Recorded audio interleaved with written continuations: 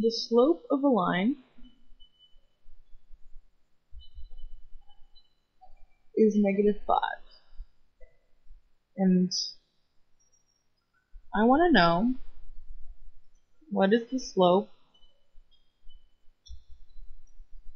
of the line A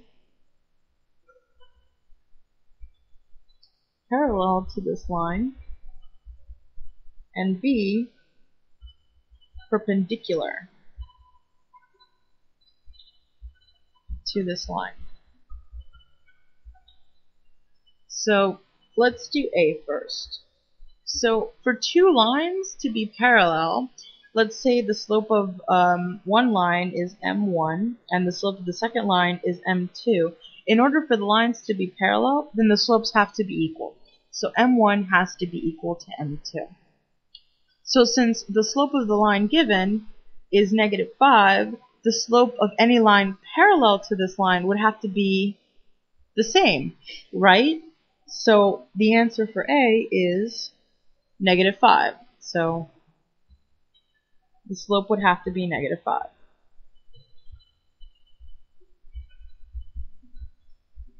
Oops, B, -5. For part B, we're now looking at perpendicular. And for perpendicular, if you have two lines, one with slope m1 and one with slope m2, the slopes have to satisfy that when you multiply them together, you get -1. So, letting m1 be equal to -5, we want -5 times m2 to be equal to -1. And now solving for m2, we divide both sides by -5. So m2 would have to be equal to -1 over -5, or 1/5. So the slope would have to be 1/5. So that's how we find perpendicular slopes and parallel slopes to lines.